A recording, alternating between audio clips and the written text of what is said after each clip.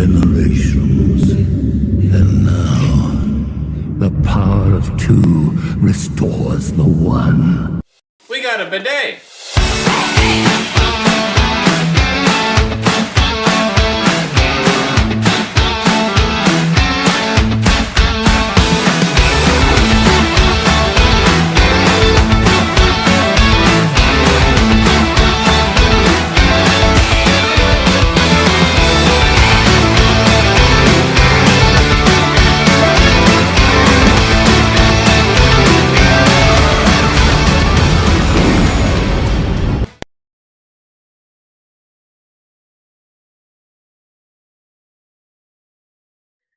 Hey everybody, and welcome back from the video. In today's video, we have our latest movie discussion. We are talking about the new The Marvels movie that just came out. Of course, this is the new Marvel movie to hit theaters. To give you a little bit of a background information of where we're coming from, so you kind of know, what you'll be hearing from us. We're pretty casual watchers of the Marvel films. I think we try to make it a point to see all the films, but we're definitely behind on the shows. So some of the important shows that we have not seen in reference to this film, we have not seen the Kamala show. I forget, Miss Marvel. We have not seen Miss Marvel. We have not seen Secret Wars, which just came out recently. And I think there was one other one that was important, but we haven't seen hardly any of them as of late. So we were pretty much the viewers that were coming in very open-minded, didn't know what to expect, and then just kind of took it all in. So that's where we're coming from. We have seen Captain Marvel, the film, so we knew a little bit about her. And we also saw WandaVision, so we knew a little bit about I know her last name, Monica Rambeau.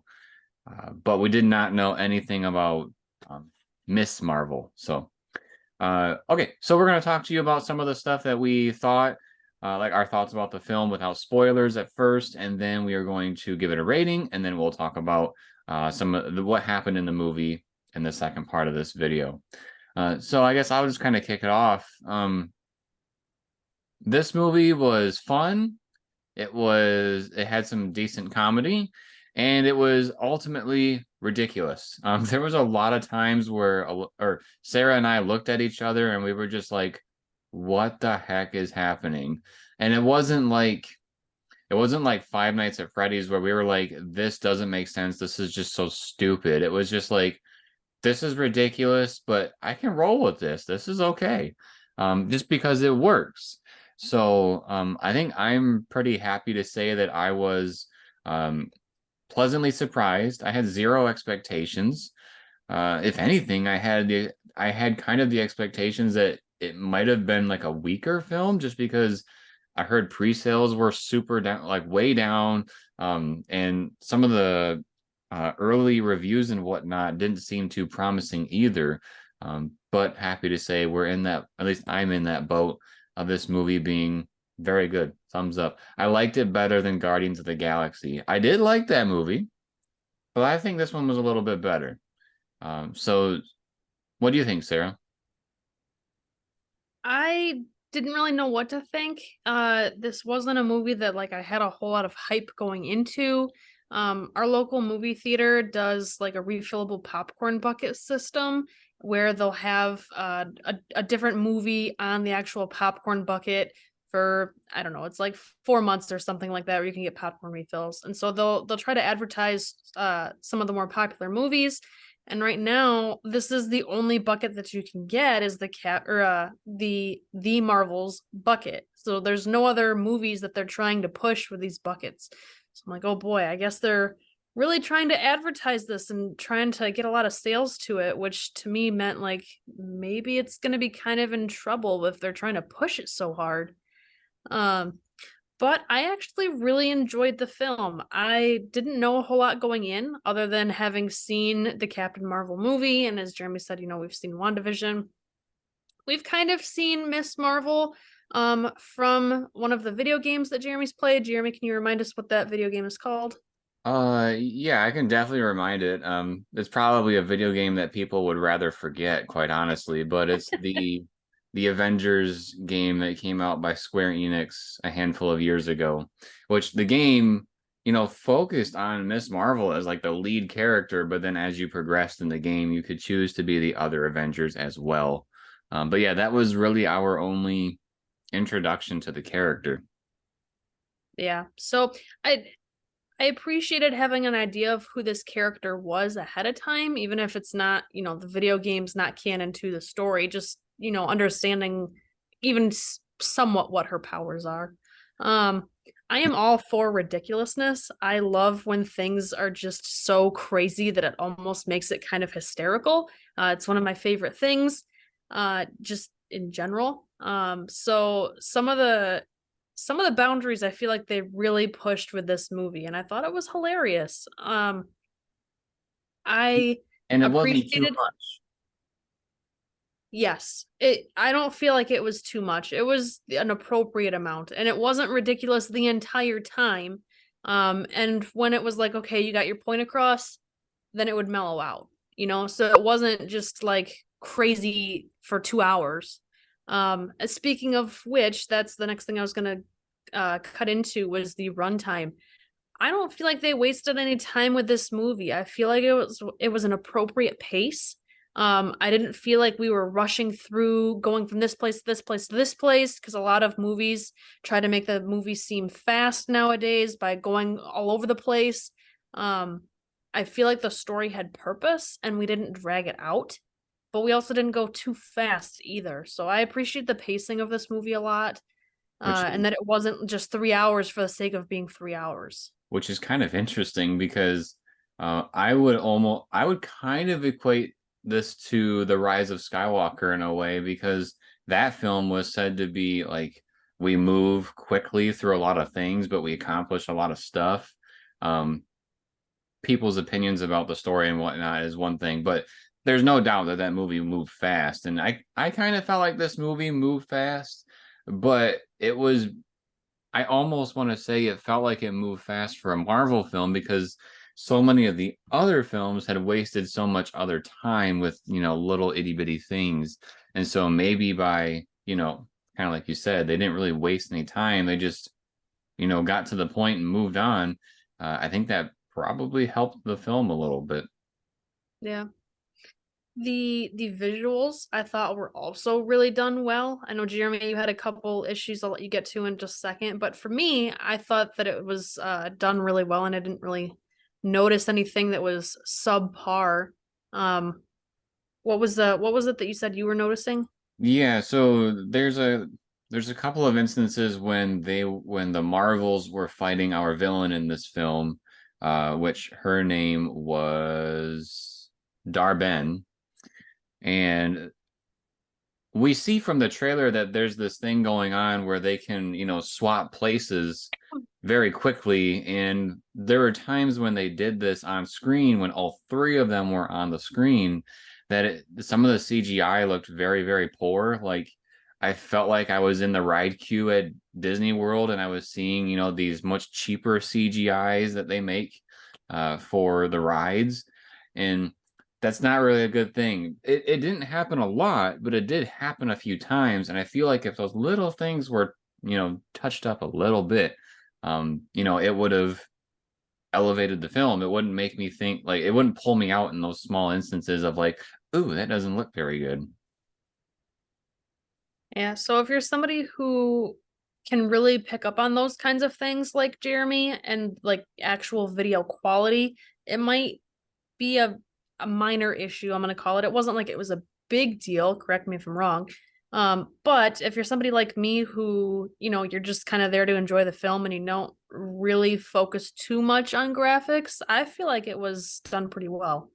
I mean, we're two of the few people that actually enjoyed the Flash film, and that was an absolute mess with CGI. So it's not the end of the world, but it's one of those things where if the rest of the film looks great, those little instances are kind of like little small annoyances, where it's like you want the film to look fluid the whole time. You don't want it to every now and then have a hiccup, so to speak. Yeah. One of the other things that I'm gonna touch on before we get into spoilers, Kamala or Miss Marvel, I feel like she did a great job. She's meeting her superhero for the very first time, right? And so she is fangirling a lot. And I could identify with that so much of like if you were to meet somebody that you really looked up to who you thought you'd never get a chance to meet, you'd be like all goo goo gaga over them, you know, and like especially because she's a teenage girl, so or high school age teenage girl, so she's you know kind of freaking out, like oh my gosh, this is amazing, and I feel like I really enjoyed the way that her character was portrayed because I felt like it was one of those things again where it was identifiable, it was relatable, but it wasn't too over the top to the point where it was like, all right, shut up now, you know? Yeah, one of those instances where it was just enough that we needed, because yeah, we all of us probably would have been in that same situation, feeling that way. The last little criticism that I have, and honestly, it's probably nothing too big, but I feel like Captain Marvel's like gaze every now and then, like when she's looking very serious at somebody, um, sometimes it's almost comedic how long she's just staring at somebody, and I'm just kind of like, can we do a little bit with that and change it a little bit, like loosen up a little bit. Maybe it's just the character that I don't understand enough, maybe, but I feel like that could I be mean, done. like when they're trying to show worry in her eyes.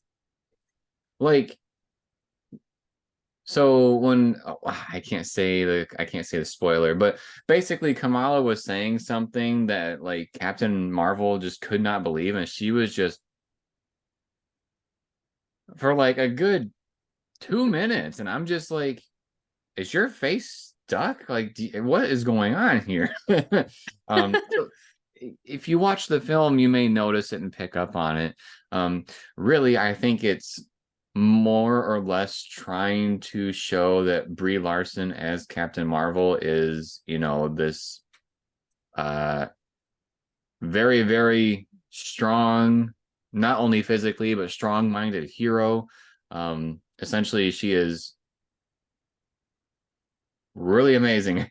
The words that are coming to mind, I don't really want to, say on the channel, but very, very cool, so to speak. She's trying to be cool, and I get it, but at times I think it's a little much. But let's go ahead and give our ratings here. So, I feel that this movie is probably coming out of the film. I was thinking it was a strong 8, but I think this movie is going to be a good 9 out of 10 for me. Again, there was a couple of things here and there that kind of pulled me out of the film, uh, but I did enjoy myself a lot. I don't think it's quite a 10 out of 10 for me, but a very, very good 9 out of 10. What did you think, Sarah? This movie really blew away my expectations. I didn't really have expectations, but it left me thinking, wow, that was a really awesome movie. And this was once again a time where the people next to me in the theater were talking all throughout the movie, not even bothering to whisper, but I was able to ignore it because there was so much going on in the movie that I actually was still able to enjoy the movie without those annoying people talking next to me taking away from the movie. And I think that speaks volumes to how invested I was in being able to pay attention and not just be bored and distracted. And for all the reasons that we've already gone over, I'm giving it a 10 out of 10. I don't think there's anything that I would change. I really enjoyed it and I thought it was fun. Yeah, I would say we just don't take the movies, super serious. Like maybe some Marvel fans are like, "Oh, this isn't right," but I think kind of like us, which I would say is the average viewer, it was very good. But yeah, those people sitting next to us, very, very bad parenting that they can't teach their teenage kids, not little kids, teenage kids to keep their mouth shut during a movie, let alone the entire movie. So it was ridiculous. Oh yeah, And there were so kids in the theater that did behave themselves, so it yes, can be done. there was like 6 or 7-year-olds that were absolutely amazing. And then you look at the up and coming generation, it's like, what happened? But okay, we are going to move into the spoiler section now. So, this movie opens with the villain, which is, pretty cool. I like it when that happens. We learn a little bit more about them right away than, what's going on with our heroes. And we start to learn a bit more about Barden, which is basically a character where she's trying to restore what her planet was once, or what it used to be. It used to be a great place to live, and now it looks like crap. It's kind of like the Lion King, when Scar took over, and then it looks like, green and gray and just looks like death everywhere, essentially. So she's looking for these bangles that you wear on your wrists, and there's 2 of them that she needs to be able to start opening up these portals, basically between different parts of the galaxy, so that she can steal other things from other planets and bring it to her world. So some examples that are in the film are, her planet is essentially a drought right now, so she wants to steal water from somewhere. There's no sun, so she wants to steal a sun from somewhere. But basically trying to find all these other needs and probably some wants that she wants back on her planet, so it's good to go. The last one, which was actually the first one that she stole, was atmosphere. There was no atmosphere on her planet that you could breathe. Right. They all had to wear oxygen masks, essentially. So she finds one of them, and so she needs to find the second one, and the second one's not there with it. So it's her mission to go find the second one so that she can carry out all her stuff. And so she's off searching for that. And then we'd start, getting introduced to the Marvels. They don't dwell on them super long, which I really, really liked. I kind of wondered if we were going to get some sort of like 5 or 10 minute backstory for each one of these characters, to fluff the film a little bit. But we really didn't need that. They did summarize, what was going on with these characters before, at some point in at some part in the movie, not necessarily all up front, but we learned previous things throughout the film. But they only spent like a couple minutes on each character, which was great, because then we could get moving with the film, which, if you've seen the preview, the big opening craziness that happens is when they're doing all the switching. And so, Kamala's at home. She's fangirling over Captain Marvel, and Rambo is up in space working on a space station, and Captain Marvel is on her own ship doing her own thing. She's talking to Nick Fury about something that's going on, which is what Barden is doing. And basically Darben is doing this thing to this portal. And so we get mixed up with all these different characters. They start switching places. Captain Marvel, I think she goes to try to approach Barden's people. She's on a spaceship. Darben. My goodness gracious. Am I saying Ben Dar? You're saying something else. I don't remember. Okay, we need to get this established. You're saying Barden. It's Darben. Darben. Okay. Darben. Okay. So she's going off to like I said, she's trying to find the source of the problem, and eventually, stumbles across the ship. And when she's on the ship trying to, figure everything out and, beating up some people, the switcheroos are starting to happen. And so Captain Marvel goes to Kamala's house, Kamala goes to space, and then Rambo goes to the Darben ship. And then they keep switching quite a few times here, because essentially a battle breaks out. Some of the people that were on Darben's spaceship get transported to Kamala's house, and so then, or Kala. Is it Kamala? Kamala. now I am just losing my mind with all these names. Miss Marvel. Miss Marvel. They get transported to Miss Marvel's house, and so even her family is getting in on this fight, trying to beat up these random people that smashed into their house. Captain Marvel's doing the same thing, so she's going everywhere, every which way. Essentially what it boils down to is, once they get things under control and they're able to beat up some people and then relocate in the same area. I believe it's Captain Marvel and Rambo. They finally see each other for the first time in a very long time. This tension is brought up quite a bit in the film of how when Rambo was younger, Captain Marvel was, very much a part of her young life. And she said, hey, I got to go somewhere, but I'll be back. And she never came back. And that really bothered Rambo. And so now she's actually seeing her, right in front of her. And they have to, discuss things. What do we do next? But really what they want to do is be like, there's an elephant in the room we need to discuss. But they can't because they have to keep moving. And so let's see. Trying to remember what happens next. Well, they wind up finding out over a series of events is that essentially when two of the characters use their powers at the same time, they switch places. Right, and so they start to do a little training montage on Captain Marvel's ship, so that they can kind of sink in that unique thing that they got going on, so they can use it to their advantage. Because when they were fighting, in the house, going to space, and being on Darwin's ship, they couldn't control it. And if they can control it, they can use it to their advantage. And so they do have a little montage where they do that.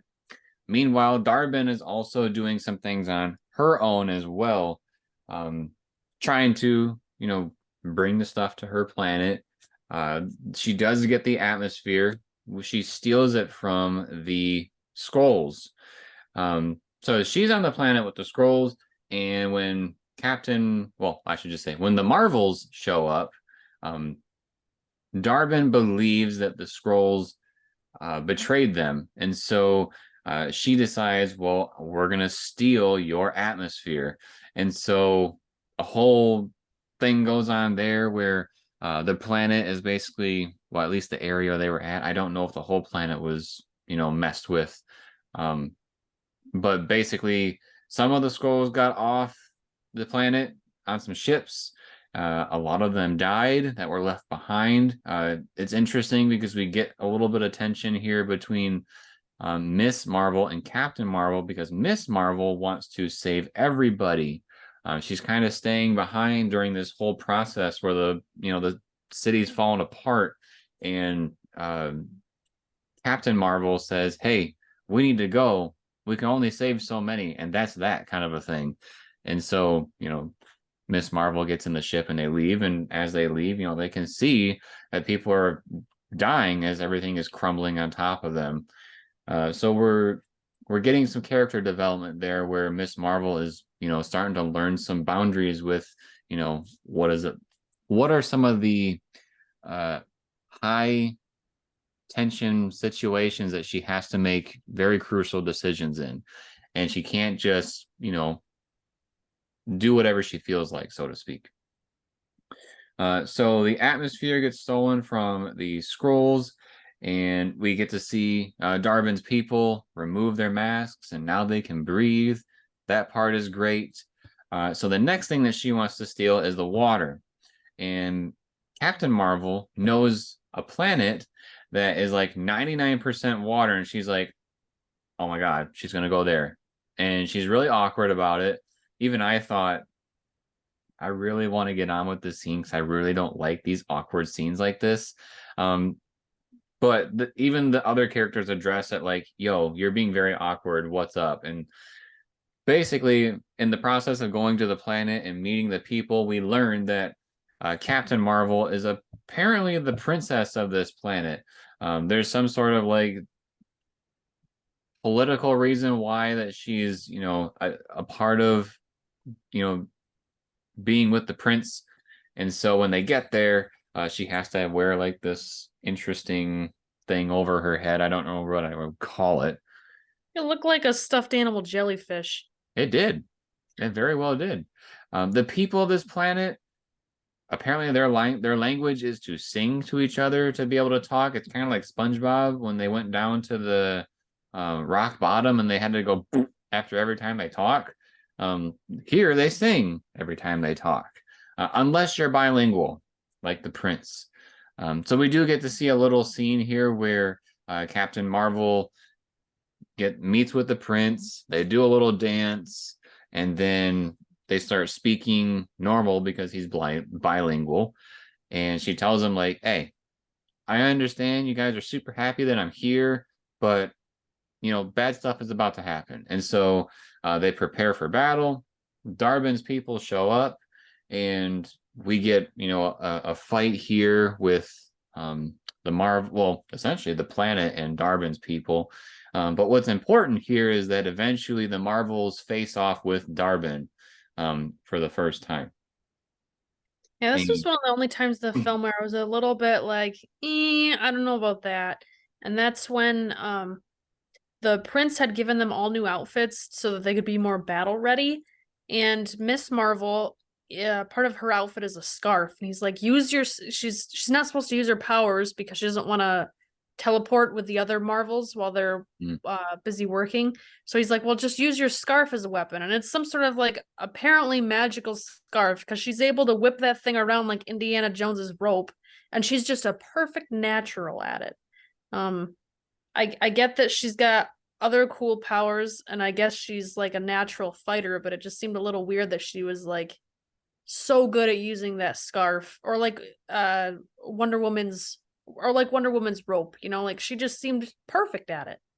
I feel like it would have taken a bit more practice, or it would have been nice to see her maybe mess up one of her hits. It was excuse me. It was interesting for sure. That was kind of one of those things I just kind of let it slide. Because I thought that was a little weird too. It seemed kind of like maybe that would fit more with Doctor Strange kind of a thing, because he has the clothing that can do all the weird stuff. Cape. Yeah. But like I said, what we're getting from this whole battle is that one, even though it seems like Darben is going to be defeated because through their fight, a big thing falls on her, or wait, that might be later in the film. She steals the other bangle. And so now she has both of them. And she steals the water. So now her planet has some water. She didn't get the other bangle yet. But she doesn't get the other bangle till after she's stabbed. I need you to pick up then right here. Okay.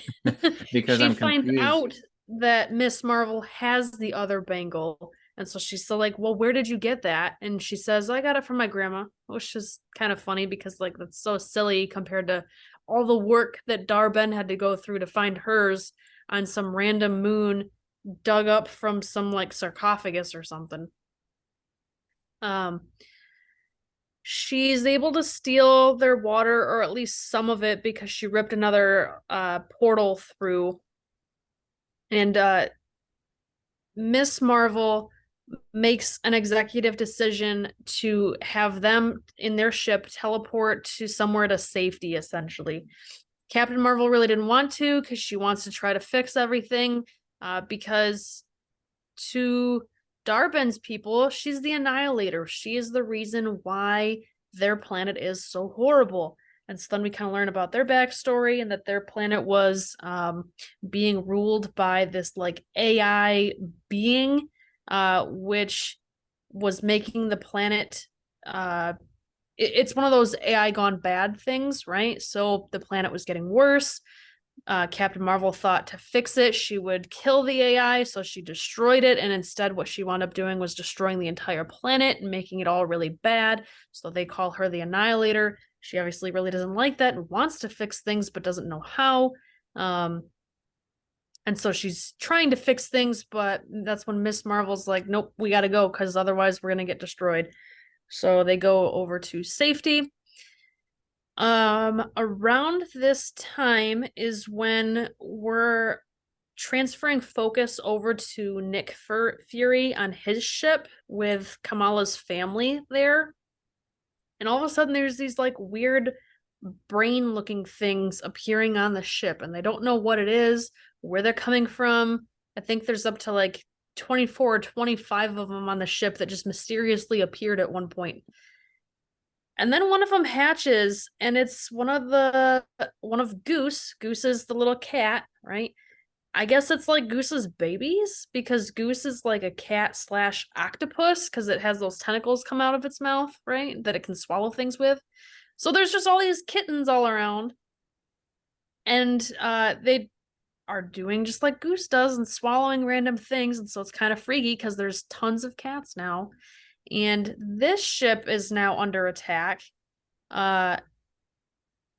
I think because they're trying to find Darben's people are trying to find Miss Marvel because they want that other bangle. So they're attacking this ship.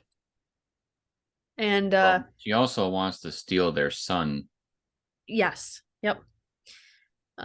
So they need to evacuate people, but there's not enough evacuation pods. So what's a way to get all these people in just a couple little pods? Well, what if the cats just swallowed all the people and then spit them out later like a fur ball? So that's what they do. So they've got the Marvels on the ship. We see Miss Marvel carrying around a kitten, and she's holding it up kind of like the Lion King, right? Like holding the kitten up so that it can swallow all the people. Like, blah, blah, blah. It's just one of those moments where it's like, is this really happening? And I guess it is. It's just so crazy, but it's fun, you know? And I guess some people might think they took it too far, but I thought it was fun. So they're able to get everybody evacuated off that ship, kind of just in the nick of time, of course. And now it's time to, okay, we got people to safety. It's time to get that other bangle so that she doesn't rip another hole in or make another portal to try to steal our son, because she's going to wind up having so much power. She's going to ruin everything, like the whole universe, not just her planet, but the whole universe. And so we go through some fighting sequences of the Marvels versus Darben. She winds up getting stabbed with this like piece of rubble, and so they very easily could just take the bangle from her, but they're trying to give her some form of redemption. Captain Marvel is essentially volunteered from Captain Rambo of, why don't you go fix their son? You don't think you can because you haven't done it before, but I've done a lot of things in these past couple days that I didn't think I could do before and I was able to do, so you should try to go fix their son. That way they don't need to steal ours. Darben, like any normal villain, pretends that's great. That way they'll unstab her, and then what does she do? She goes and essentially stabs them in the back, right? Like she doesn't actually stab them, but she finds a way to get the other bangle from Miss Marvel. So now Darben has both bangles, which is extremely dangerous. She does her little clash them together. That way she could rip the portal to be able to get the sun, and she essentially disintegrates its space. So instead of just ripping a portal between the two planets, she is ripping a portal through the space-time continuum, very much like one of the most recent Spider-Man movies. Can you remind me what that one's called? No Way Home. Okay, very much like that. That's what it reminded me of anyway. So how are we going to fix this? Because we don't have Doctor Strange to just snap his fingers and get everything all fixed. So they have this big idea of Captain Marvel and Miss Marvel are going to use their powers to essentially suction all of that power from this explosion galaxy and put it into Captain Rambo. And then she is going to use that power to close the zipper on the space-time continuum, for lack of better words. But to do that, she has to be on the other side. So she is in the other realm as she's closing these things up. It's kind of one of those, I knew I was going to have to be stuck over here. No, you don't have to be stuck over there. Why don't you let me help you?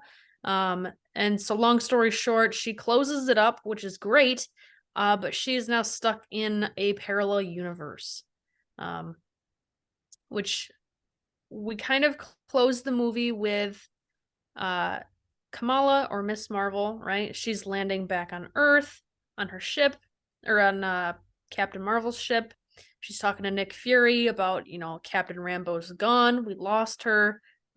He's like, well, where's Captain Marvel? And he says she's fulfilling a promise that she made.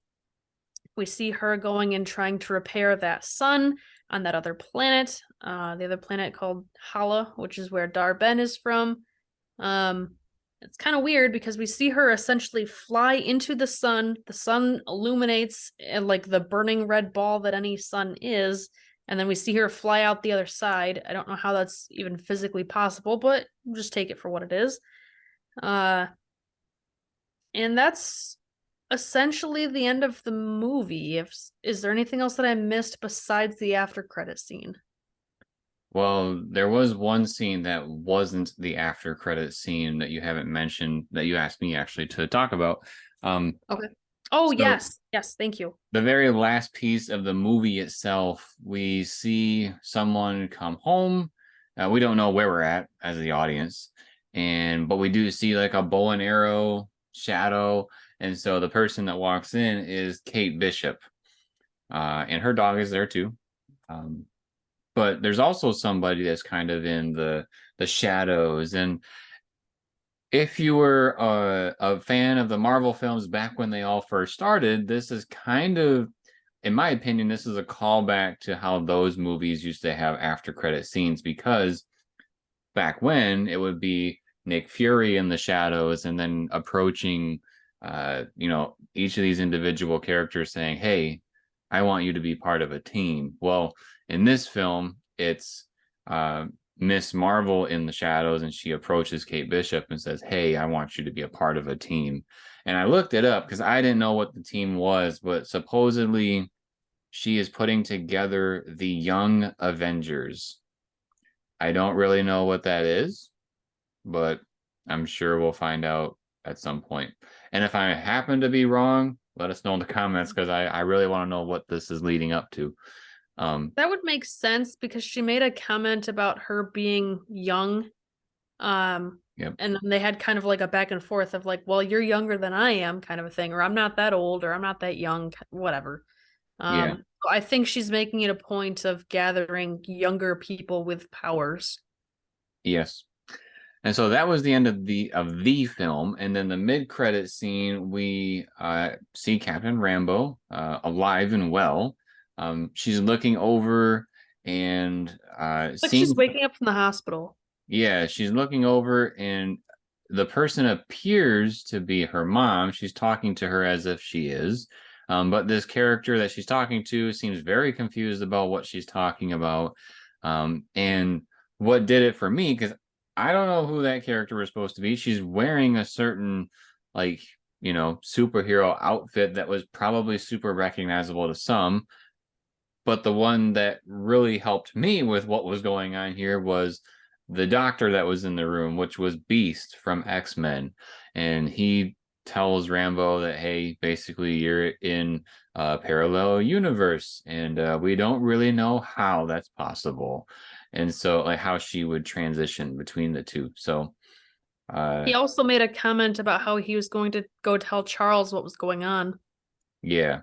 So we get being Charles Xavier, right? A small name drop of the professor.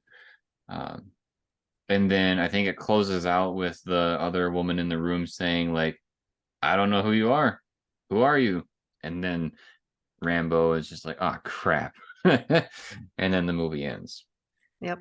So this is kind of our carrot dangling in front of us, so to speak, that the X-Men characters are yet to come, in this MCU.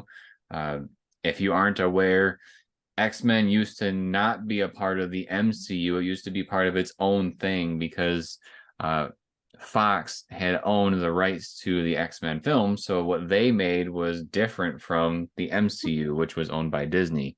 So now that Disney owns Fox, well, they can put them together with no problem. They just have to find a clever way to explain it. So, A better way than a parallel universe. yeah, just slap science words up there. It all makes sense in the end. There's one other thing that I wanted to talk about, which was the name of the film. Who are the Marvels? Because we keep saying Captain Rambeau and not her Marvel name. She doesn't really have like a code name. Captain Rambeau is like her military or space space name sounds silly, but it's like her military name, right? But Kamala, Miss Marvel, being the fangirl that she is, she's like, no, you need like a code name or like a superhero name. And so she winds up trying to get her to go by Professor Marvel because she's, extremely smart. She doesn't, Professor Marvel's not really into it. She just wants to be called Captain Rambeau. I think because that's what her mom's name or how her mom was called back when she was a captain. So kind of wanting to lead in her mom's footsteps. But if you go with the Professor Marvel name, that's how they are the Marvels, because you've got Captain Marvel, Miss Marvel, and Professor Marvel. Right. So yeah, that is pretty much what happened in the movie. When I was talking about, Captain Marvel giving, those weird faces, that's when she was first figuring out about the bangle. She was like, I thought that was a myth.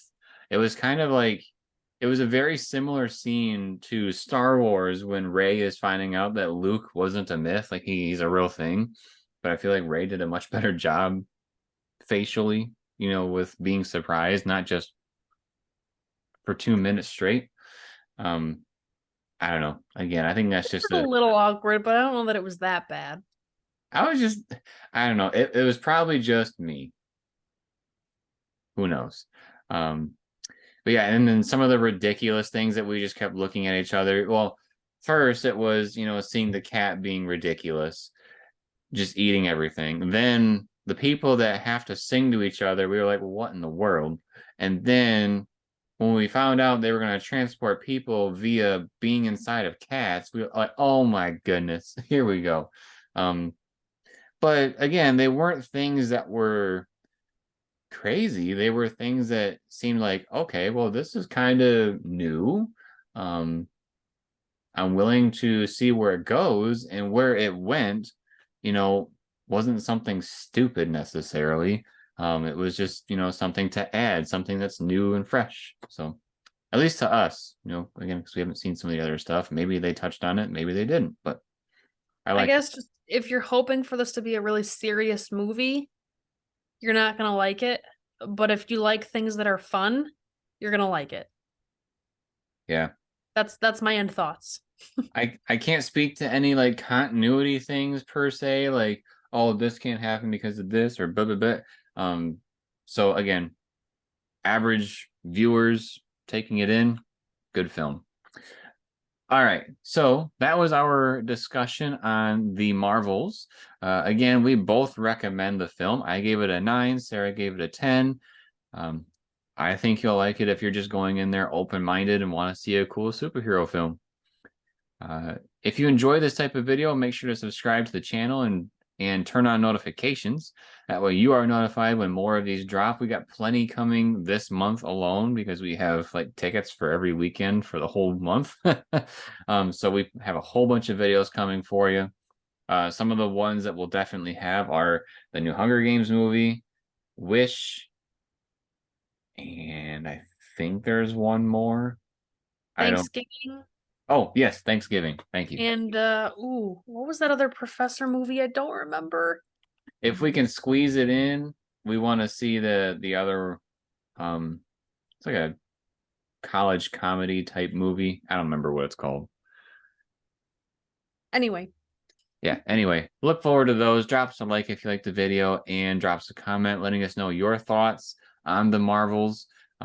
Maybe you have some insights into what the Young Avengers is. I'd love to know about that. And then, as always, everybody, thank you for watching. We'll see you next time.